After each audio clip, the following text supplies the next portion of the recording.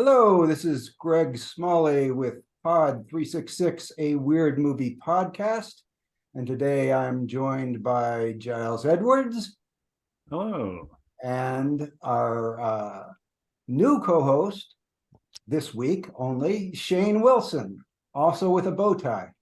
Greetings and bathrobe. I hope I have the appropriate you have a attire. wow.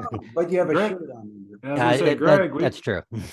Oh, you're kind of a composite. I was going to say, Greg, you and I can leave now, I think. I was trying to bring a little bit of everything, and I may have brought too much, I think is the result.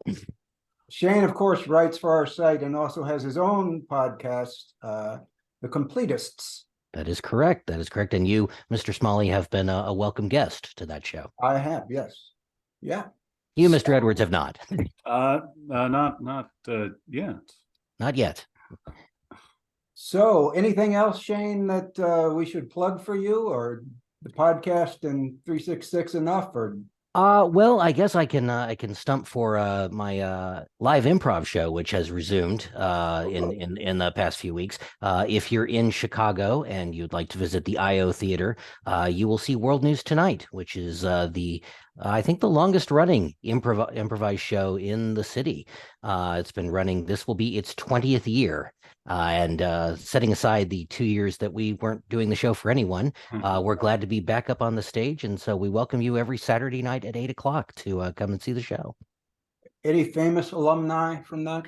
As a matter of fact, Jordan Klepper is a founding member of that show. Sarah Haskins, who's a screenwriter, she was on the blacklist for her she actually just wrote the movie 80 for Brady with her writing partner. But before that, she wrote the script of Booksmart that actually made the blacklist. So we're proud to have Sarah as an alum, and Steve Waltine, who's a writer for the Late Show with Stephen Colbert. So those are just a few of the big names, and then all the minds behind the podcast Hello from the Magic Tavern. If you've ever treated yourself to that little bizarre piece of podcast ephemera, they all spring from the mind of our show. So yeah, we've got our claws all over the entertainment sphere. Great. Sounds good. Well, let's get to running down some weird movies this week, if I can. Hey, I did that really smoothly. Write it right up. You guys can see the slide, I hope. Oh, yeah. For the Boston Underground Film Festival. When we talk about film festivals, there are always films we haven't seen, and a lot of them are repeats. So if you're in Boston, it's March 22nd to 23rd, so you can check it out at the Brattle Theater. I'm just going to mention a couple of movies I saw. These things will address later. A lot of these films will end up at Fantasia, and Giles will see them in person in his packed schedule. But let me see. There is a movie there called Divinity, which was at Sundance. It's a retro sci-fi. It got some buzz that I didn't realize before it screened at Sundance. It might be a little weird. There's a folk horror called Innis Men that we're going to talk about on a later episode. There's a movie called Piaf, a German movie, which is apparently a sexy movie about a woman who grows a horse's tail. So that one sounds promising. There is a fantasy by I think a first-time director called Moon Dream, which they're describing as Gilliam-esque. So that could be something to watch for. And I think the biggest title playing there for our crowd is Quentin Dupuy's Smoking Causes Cancer, which is smoking. I thought it was smoking causes coughing. Smoking causes coughing, not cancer. Correct. Which is something we've talked about before, and we'll talk about again, I'm sure. I don't know if you guys looked at the lineup. Did you see anything that I didn't mention? If you did? Definitely Divinity caught my eye. I'm always excited to see fairly mainstream actors like Scott Bakula going down the weird path. That's always something interesting. The other one that caught my eye was Rebel, which is a film directed by Adil and Bilal, who were very much in the news for directing the Batgirl movie that HBO canceled. And obviously the the website really trumpets the web the weird elements of the film. So I don't actually know how weird it's going to turn out to be, but it was interesting that they have another film that showcased, and I think it's a little closer to their Belgian roots. So that might be an interesting one to keep an eye on. Belgian roots, yeah. Giles, you see anything not covered already? Oh, no. I saw those titles and thought, I hope someone mentions them. So Okay. Well, you'll get plenty of chance to talk about the next one as we launch into the actual theatrical release this week that probably most people won't be able to see because it's going to be so limited. But you have seen this one. yes. So this is Country Gold by Mickey Reece, who is a very much admired filmmaker who makes lots of movies very cheap, and they're all very eccentric, at least if not weird. This one, a lot of people described as surreal. It's probably the weirdest movie country biopic, I would imagine. Why don't you just go into tell us about Country Gold, Giles? Yeah, sure thing. Country Gold, that played at Fantasia, so I was able to catch that with a big crowd and also speak with Mickey Reece, who wrote it, directed it, and actually starred in it as a sort of adjacent facsimile of Garth Brooks early on in Mr. Brooks's career. And an evening he has out with a washed up country legend played by Ben Hall, who has been in a number of Mickey Reese's films, including Agnes and Hunter in the Dark, or whatever that little vampire thing from a few years ago was. And it's one of those beautiful black and white things. There's a whole lot of deadpan comedy. There's some odd comedy, and it's not like it's a knee slapper, but there's this kind of build of just weird, surreal, sometimes absurd events with there's an animated interlude that fits in nicely. There's a bathroom stall hallucination when this country star is handed a lipstick, and it really kind of puts together a alternate reality of a parallel worlds Garth Brooks phenomenon, and I found it wonderfully charming, but never cloying, and as I argue in my Apocrypha candidate review, definitely weird enough for our consideration. Well, Shane, any thoughts on that one? Obviously, I've not had the chance to see it. I noticed that Giles is being very coy about naming the country legend who Ben Hall plays, and so I'll keep that going. But I will recommend another podcast, which is always a bold thing to do when you're on one podcast, is talk about another. But I encourage a lot of people to listen to the show Cocaine and Rhinestones, hosted by Tyler Mahan Coe, who's actually the son of the country singer David Allan Coe, and he goes deep into country music history. Not something I'm typically a fan of, but he's so thorough and so dedicated to the subject. And season 2 is all about this particular country legend who we're not talking about. It goes through his life, and he goes on amazing tangents where he talks about the history of bullfighting and the history of bullfighting costumes and how that connects to the fabled nudie suit that is very much the costume de rigueur of country music. And it's the complete life and all the connections in country music. It's a staggeringly deep dive. And even if you're not at all interested in country music, if you're just interested in a well-told story about a seminal figure in art, it's absolutely worth a listen. So that might be a good companion after you've seen Country Gold. Dig into a little Cocaine and Rhinestones. Yeah, I'll make an admission here, which I actually had to admit to Mickey Reece when I chatted with him. I actually am unfamiliar with the star legend in question, and indeed, my knowledge and familiarity with country is so tenuous that it was only after watching the movie, writing the review, and happening upon a photo still that I was like, oh, that's who Mickey Reece is. I get it now. So yes, I guess Coy would be a much more interesting position to have come from, but it's really ignorant. So that said, I can only think that it may recommend this movie even more, because it's not like I have no interest in the country music scene. It's just I have no knowledge and no anchor for it, but it was still a very enjoyable narrative experience. Well, that makes it a good on-ramp. Yeah. There you go. All right. Well, that will be playing at probably Alamo Draft Houses, I think, has a deal to distribute that. And then it'll go to, I think, unfortunately, it starts on Fandor on April 4th. I say unfortunately because not a lot of people have Fandor, but it'll probably be more widely available on video on demand at some point down the road. But let's move on. This is just a little piece of news. Giles is amused by it. This is a screenshot of an Instagram announcing a remake, which, and you can see Bob Odenkirk there in front of a green screen. And this remake is importantly for charity. It's for an AIDS charity, which is very important. But the remake is a remake of The Room, starring Bob Odenkirk as in the Tommy Wiseau role.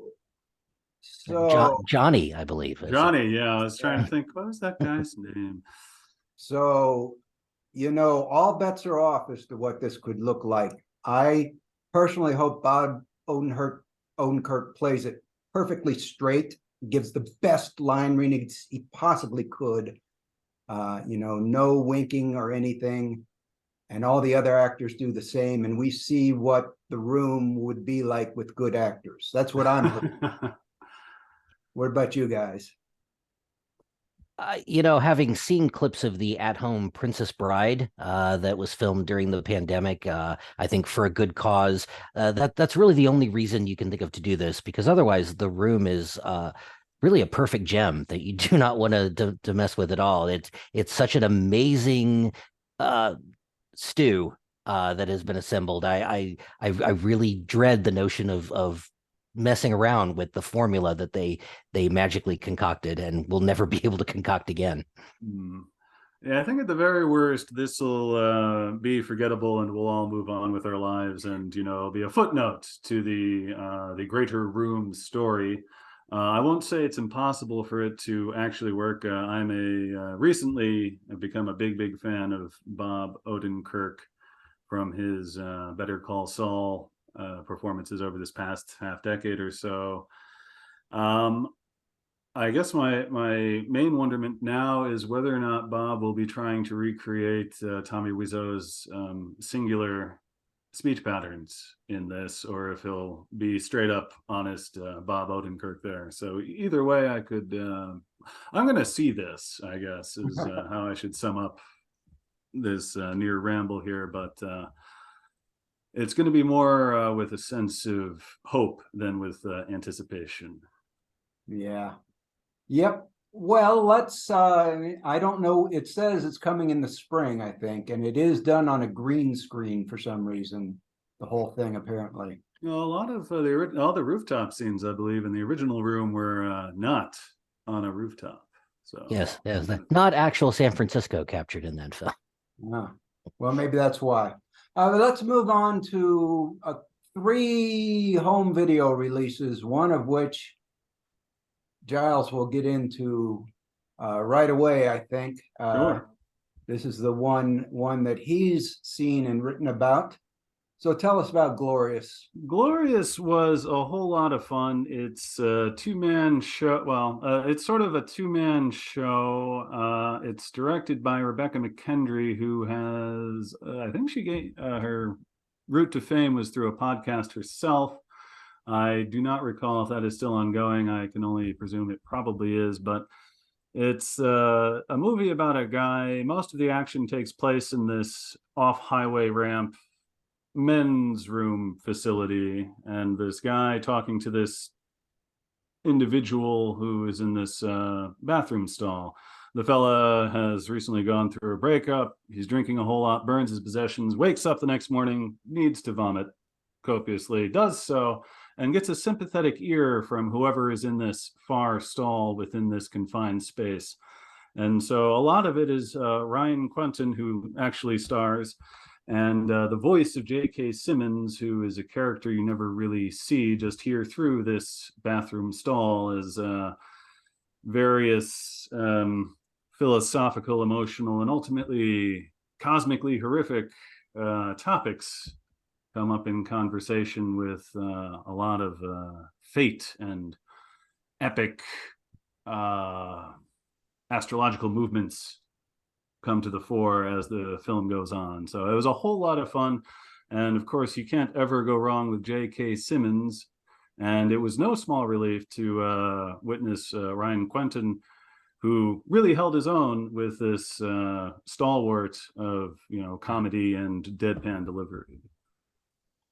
Stalwart there, a borderline pun, I think. I don't think you mentioned, Giles, that it's not like an H.P. Lovecraft adaptation, but I think that's the vibe that they're going Yeah, for. this movie leans very heavily into the whole notion of a Lovecraftian style mythos with lesser known elder god entities being discussed. So yes, without Lovecraft, we would not have Glorious. And there are little tentacles in the background. And there are, and I'm kind of, I can see why they did that, and I guess you sort of have to try to market this in any way whatsoever beyond like, no, this is this really weird, hilarious movie with this guy talking to another guy in a bathroom stall.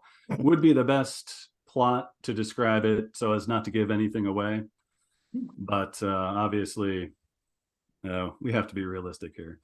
Reading the description, it actually reminded me of a movie that came out a few years ago called The Voices, where I think similarly Ryan Reynolds was doing a one-man act with a lot of leading actor voices working alongside him, probably in post-production.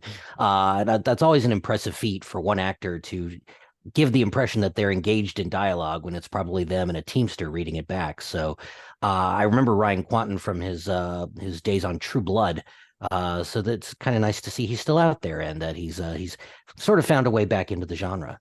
Yeah, and going a little further back there with the sort of one man talking to himself, Phone Booth is a movie I remember way back from '02 with Colin Farrell talking in a phone booth for the better part of 90 minutes with a wonderful Kiefer Sutherland voice on the other end of the line.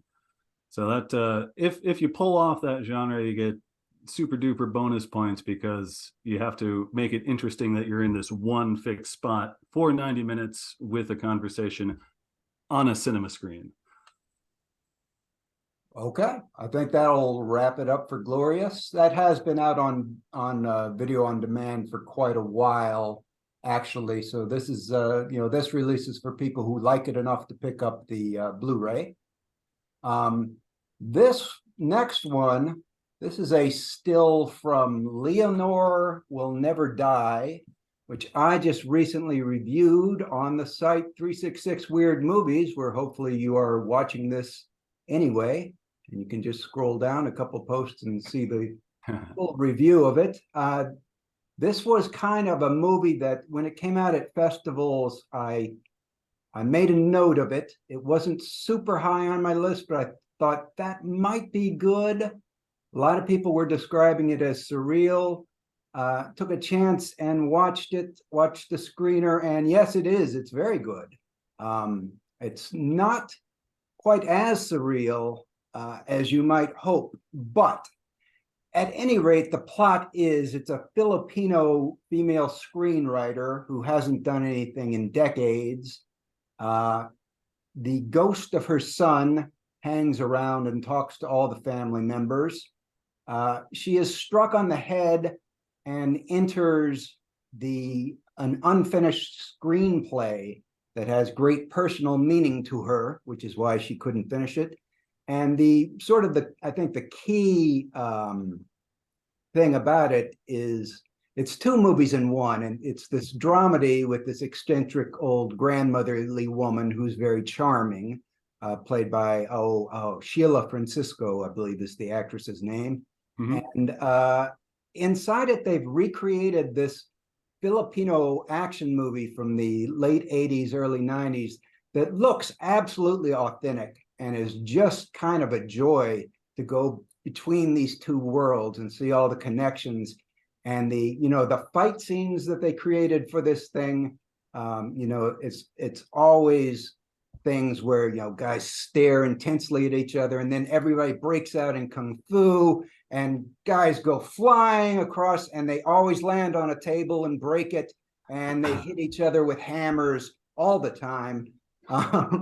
Hammer violence is very strong, and it's just a tremendously fun movie, and the contrast between the two movies really makes it work. The only place it kind of loses it is at the end, where they kind of go a little too far into the meta movie thing and go back one more layer. But it certainly doesn't destroy the charmingness of this movie, which I definitely recommend. I'm sure neither of you have seen it, but do you have any thoughts? You're certainly correct in that I have not seen it, and I also really cannot consider myself any kind of expert on Filipino action films. But I do find it interesting that the meta is sort of turning its way toward maybe exploring a life as opposed to just the gimmickry of something like, say, Delirious, where John Candy finds himself inside a romantic comedy or something like that. That we're actually maybe taking a life into account, and that's an interesting direction for that as a style, as a theme to go in. So that already makes this sort of intriguing. John? I agree. Okay. We have one more DVD, actually Blu-ray release to mention. So I've got two up on the screen. This is Phenomenon, or Phenomena, not Phenomenon, Phenomena, Dario Argento movie from the 80s. First off, have either of you seen this? I have not. And actually, when I watched the trailer for this, I was stunned to realize that there was possibly a younger looking Jennifer Connelly than the one I recently watched again in Labyrinth. So neat to discover her career manages to go back even further. This is just a little bit before she did Labyrinth, so I think it less than a year. Giles, have you seen it? I've not. I've seen the trailer and was immediately filled with mixed feelings about the prospect, so I haven't dived one way or another. Well, I'm surprised that this has gotten so many re-releases. It was re-released by Arrow just a little while ago, and now Synapse got the rights back and has given it a 4K Ultra HD. I'm always shocked by the films that get 4K Ultra HDs. It's always some B movie from the 80s and not Citizen Kane or something. Oh, well, come on. Space Odyssey has a 4K release. Yeah. There's one. Phenomenon is a movie about this girl, Jennifer Connelly, played by Jennifer Connelly, who is a lot like the character in Suspiria, in that she's American girl who goes to a European boarding school. The sort of thing here is she's telepathic, but only with insects. So that's basically the plot. However, there's a subplot about this chimp that you can see on the poster that runs around with a razor killing people. So it is very strange. I mean, it's a strange combination. It's Dario Argento. He has his usual style, he does suspense scenes very well. The visuals are nice, but it's just kind of a goofy movie. I know that Penguin Pete really likes this movie, and when I gave it kind of a so-so review on 366 Weird Movies, he jumped into the comments and, man, he said, I can't believe this doesn't go immediately onto the list. Oh, yeah. Yeah, maybe if the monkey with the razor hadn't only gotten the B plot, maybe if it had gotten the lead, it would have. I do have to take a moment to observe Jennifer Connelly's weird credentials are astounding, considering of her first films. There's one where she co-stars with David Bowie, and then this one where she co-stars with not only a murderous chimp but Donald Pleasance. She really doing a lot to establish herself in her own personal canon. Yeah, and Donald Pleasance has a great line in this. For some reason, he's Scottish in this, but he says, it's not unusual for insects to be slightly telepathic. It's a line you don't hear every day, I think. But apparently he had clearly read my Phase 4 review, and so he was quite prepared to for that's a good point. the insect singularity. I hadn't thought of the Phase 4 connection.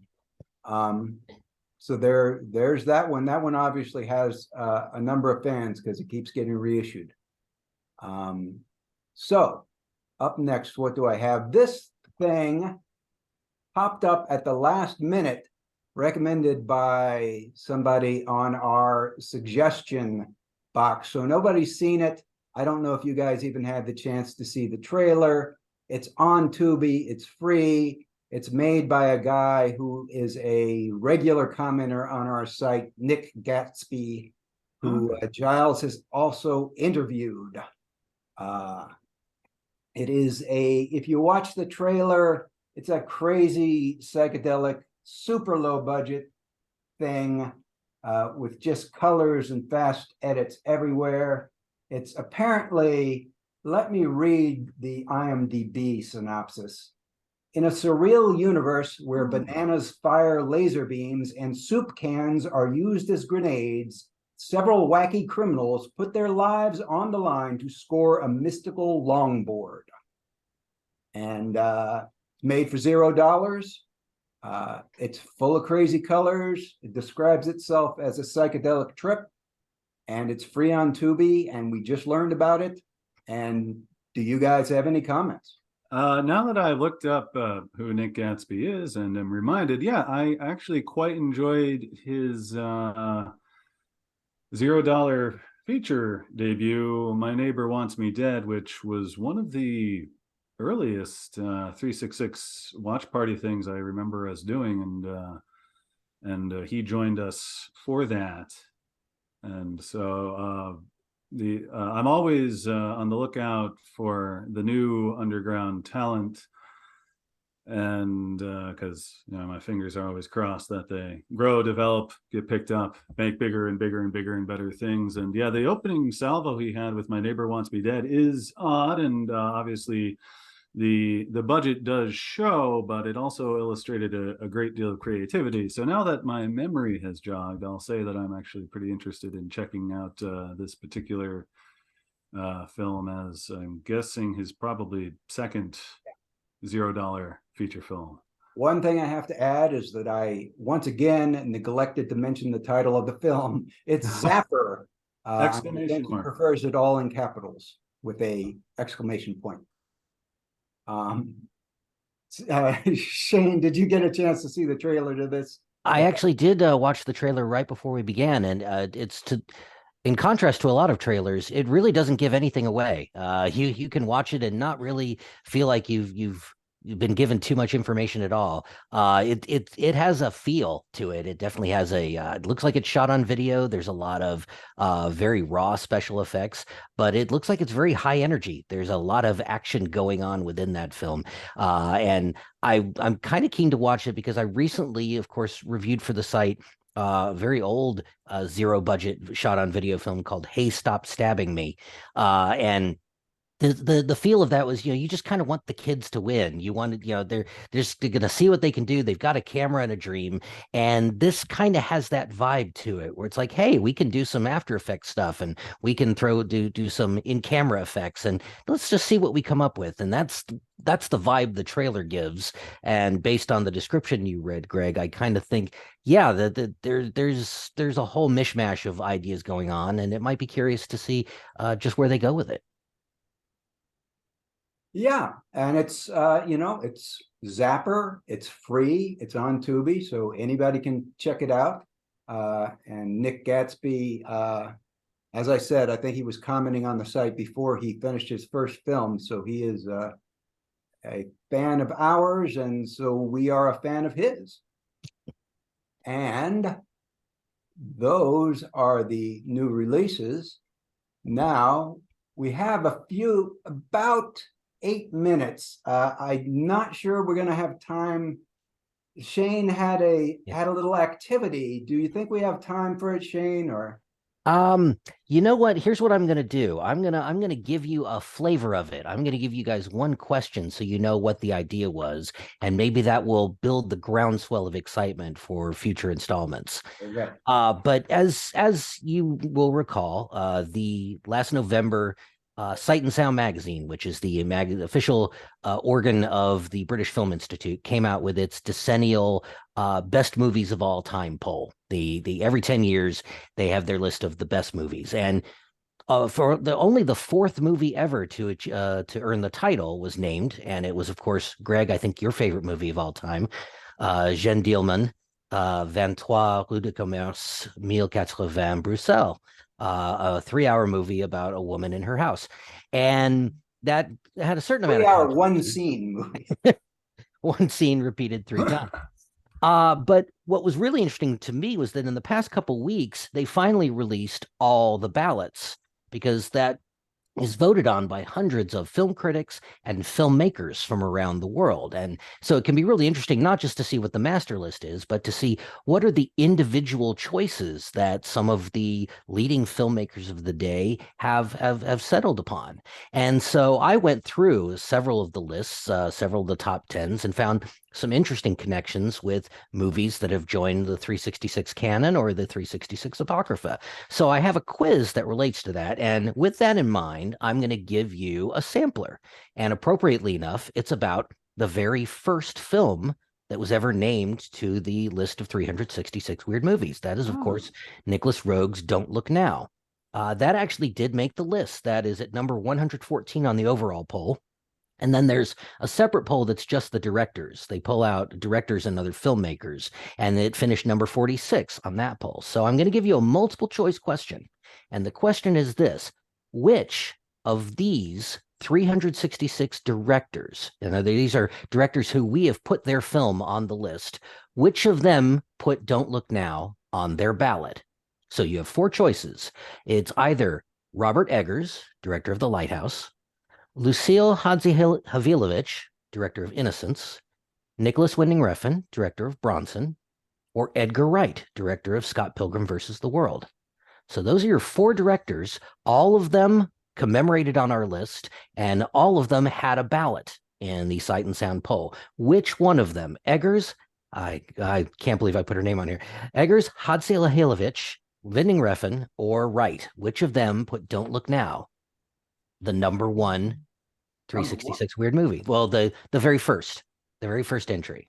And only one of those four put it on, because I could That see those four being influenced by that movie.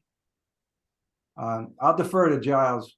Well, I guess it's sort of a list of one of these filmmakers is not like the other, at least with the certification or apocrypha that we've included them for. So that in mind, I'm going to guess Wright, director of Scott Pilgrim versus the World, since the other, and there's an argument to be had in any amount of discussion about the degree of seriousness of all of these, but of those four, only one, shall we say, is a kind of, well, as mainstream a comedy as we generally care to look at, I guess.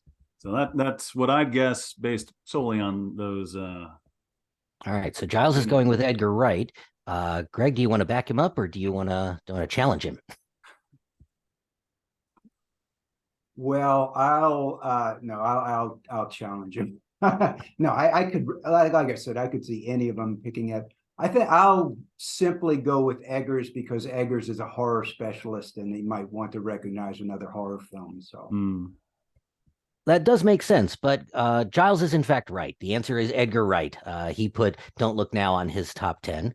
And so, yeah, this is just a taste of the larger quiz that's available. So maybe in some future episode, I'll be able to surprise you with some other interesting findings from the Sight and Sound poll that all connect in some way to the 366 canon and Apocrypha. Yeah, and conceivably we could even have a special quiz show bonus cast at some point. Very possibly, yes. Give you time to flex your interrogation muscles there. Exactly. Exactly. But yeah, it was when I looked through the lists and found, just the number of filmmakers who we have encountered in some way, form, or fashion in our writings. It was kind of fun to see those connections and to realize that maybe a lot of these films aren't considered mainstream, but a lot of people who really care about movies definitely know who they are. So that, as I think Greg, as you said, any one of them might have looked at Don't Look Now and said, "Wow, that's a really landmark film in the development of my work." And I think you find that when you go throughout all the individual ballots, that it's not just about Jeanne Dielman, it's about all the different things that other filmmakers and film critics find interesting in the history of film. Did you tell us how many of our films received any vote, or is that a quiz question?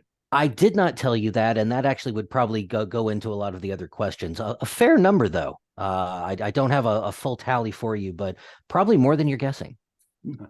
Well, oh, I was going to say, I'll do the right thing and not research this at all, just in case it's for when it springs up again. It's a bold choice. I respect it.